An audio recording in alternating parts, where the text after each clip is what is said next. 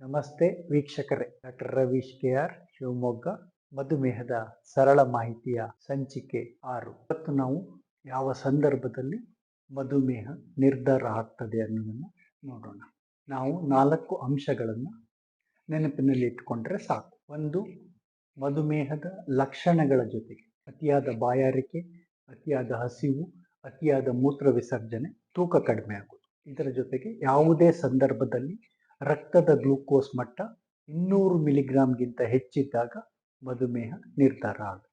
ಎರಡನೆಯದಾಗಿ, ಖಾಲಿ ಹೊಟ್ಟೆಯಲ್ಲಿ ಫಾಸ್ಟಿಂಗ್ ಬ್ಲಡ್ ಶುಗರ್ 126 ಮಿಲಿಗ್ರಾಂಗಿಂತ ಜಾಸ್ತಿ ಇದ್ದಾಗ, ಹಾಗೆಯೇ 75 ಗ್ರಾಂ ಗ್ಲೂಕೋಸ್ ಸೇವನೆಯ 2 ಗಂಟೆಗಳಲ್ಲಿ 200 ಮಿಲಿಗ್ರಾಂಗಿಂತ ಹೆಚ್ಚಿದ್ದಾಗ.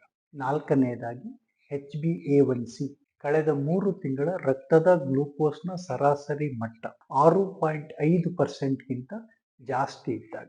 ಮತ್ತೊಮ್ಮೆ ಹೇಳ್ತೇನೆ, ಲಕ್ಷಣಗಳ ಜೊತೆಗೆ ರಕ್ತದ ಗ್ಲೂಕೋಸ್ ಮಟ್ಟ 200 ಮಿಲಿಗ್ರಾಂಗಿಂತ ಜಾಸ್ತಿ ಇದ್ದಾಗ, ಖಾಲಿ ಹೊಟ್ಟೆಯಲ್ಲಿ 126 ಮಿಲಿಗ್ರಾಂಗಿಂತ ಹೆಚ್ಚಿದ್ದಾಗ, 75 ಗ್ರಾಂ ಗ್ಲೂಕೋಸ್ ನಂತರ 2 ಗಂಟೆಯಲ್ಲಿ ರಕ್ತದ ಗ್ಲೂಕೋಸ್ 200 ಮಿಲಿಗ್ರಾಂಗಿಂತ ಜಾಸ್ತಿ ಇದ್ದಾಗ, ಅಥವಾ HbA1c ಗ್ಲೈಕೋಸಿಲೇಟೆಡ್ ಹಿಮೋಗ್ಲೋಬಿನ್ ಪರೀಕ್ಷೆ 6.5%ಗಿಂತ ಹೆಚ್ಚಿದ್ದಾಗ.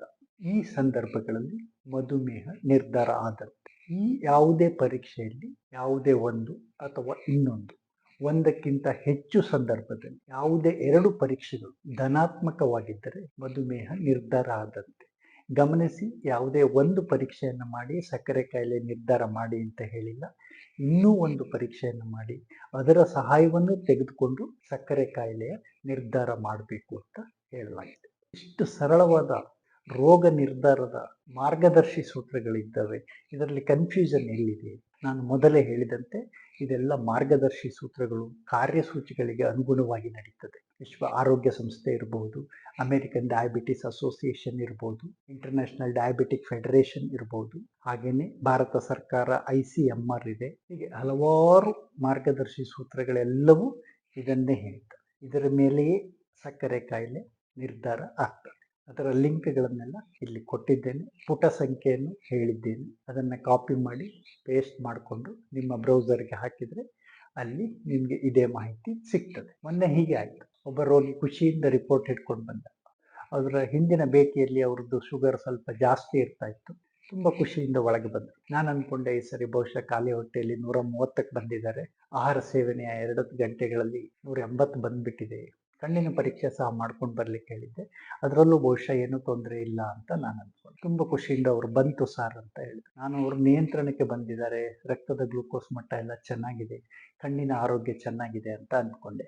ನಿನ್ನೆನೆ ಬಂತು ಸರ್ ಅಂತ. ಸರ್, ಈಗ 250 ನಾರ್ಮಲ್ ಅಂತಲ್ಲ ಸರ್. ನನ್ನ ತಲೆ ಮೇಲೆ ಕೈ ಹೊತ್ಕೊಂಡೆ. ಸರಿ, ನಿಮ್ಮ ರಿಪೋರ್ಟ್ ಅಂತ ಕೇಳಿದೆ. ಕೊಟ್ಟರು. 249 ಮಿಲಿಗ್ರಾಂ ಪರ್ ಡೆಸಿಲೀಟರ್ ಖಾಲಿ ಹೊಟ್ಟೆಯಲ್ಲಿ. ಅವರ ಮೊಬೈಲ್ಗೆ ಹಿಂದಿನ ದಿನ ಬಂದಿರಬೇಕು, ನಾಳೆಯಿಂದ 250 ಮಿಲಿಗ್ರಾಂ ನಾರ್ಮಲ್. ಈ ಥರ ಸಂದೇಶಗಳು ಹರಿದಾಡ್ತಾ ಇರ್ತವೆ. ಯಾವ ಜವಾಬ್ದಾರಿಯುತ ಹೇಳಿಕೆಗಳು ಅಲ್ಲ. ಕೇಳಿ ಅಲ್ಲೇ ಬಿಟ್ಟು ಬಿಡಿ, ತಲೆಗೆ ತಗೋಬೇಡಿ, ನಿಮ್ಮ ಆರೋಗ್ಯವನ್ನು ಹಾಳು ಮಾಡ್ಕೊಳ್ಬೇಡಿ. ಹೇಳ್ತಾರಲ್ಲ, ಅವರಿಗೂ ಕೂಡ ಅದು ನಾರ್ಮಲ್ ಅಲ್ಲ, ಅದು ಅವರಿಗೂ ಗೊತ್ತಿರ್ತದೆ. ಹಾದಿ ತಪ್ಪಬೇಡಿ. ನಾಳೆ ನಾನು ಇನ್ನೊಂದು ಸಂಚಿಕೆ ಮಾಡಿ ನಾಳೆಯಿಂದ ಇದು ನಾರ್ಮಲ್, ನೀವು ಯಾರು ಚಿಂತೆ ಮಾಡಬೇಡಿ ಅಂತ ಹೇಳಲಿಕ್ಕೆ ಬರೋದಿಲ್ಲ. ವೈದ್ಯರು ಯಾರಾದರೂ ಅದನ್ನು ಹೇಳ್ತಾ ಇದ್ರೆ ಇನ್ನೂ ಜವಾಬ್ದಾರಿ ಹೆಚ್ಚು.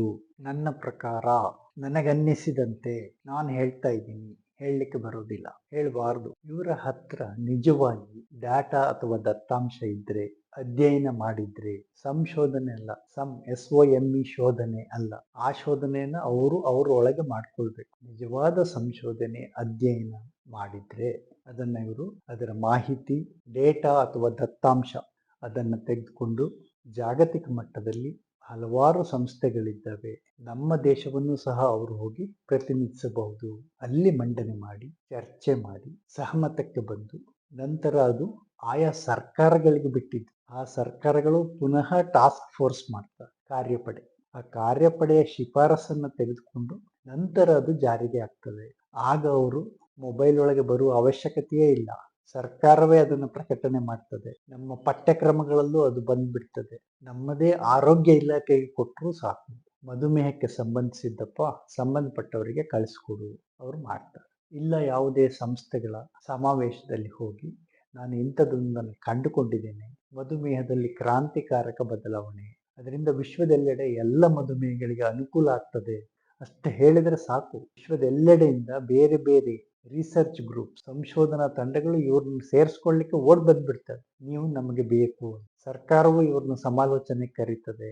ಅಲ್ಲೆಲ್ಲೂ ಕೊಡ್ಲಿಕ್ಕೆ ಆಗದಿದ್ರು ಗ್ರಾಮ ಪಂಚಾಯತಿಯಲ್ಲಿ ಕೊಟ್ಟರು ಸಾಕು, ಆರೋಗ್ಯ ಇಲಾಖೆಗೆ ಸಂಬಂಧಿಸಿದ್ದು ಅಂತ ಹೇಳಿದ್ರೆ ಆಯ್ತು. ಮುಂದಿನ ಪ್ರಕ್ರಿಯೆಗಳು ತಾನಾಗೆ ನಡೀತವೆ. ಹಾಗಾಗಿ ಕಾಯಿಲೆಯ ವಿಷಯ, ರೋಗ ನಿರ್ಧಾರ ಅದೆಲ್ಲ ನಿರ್ಧಾರ ಆಗಲಿಕ್ಕೆ ಸ್ಪಷ್ಟವಾದ ಪ್ರಕ್ರಿಯೆಗಳಿದ್ದಾವೆ. ಅದರ ಪ್ರಕಾರನೇ ನಡೀತದೆ. ಎಲ್ಲಿವರೆಗೆ ಈಗ ನಾನು ತೋರಿಸಿದ ಟೇಬಲ್ನಲ್ಲಿ ಅವರು ಹೇಳುವ ನಂಬರ್ಗಳು ಬಂದಿಲ್ವೋ, ನೀವು ಯಾರು ಗೊಂದಲಕ್ಕೆ ಬೀಳುವ ಅಗತ್ಯ ಇಲ್ಲವೇ ಇಲ್ಲ.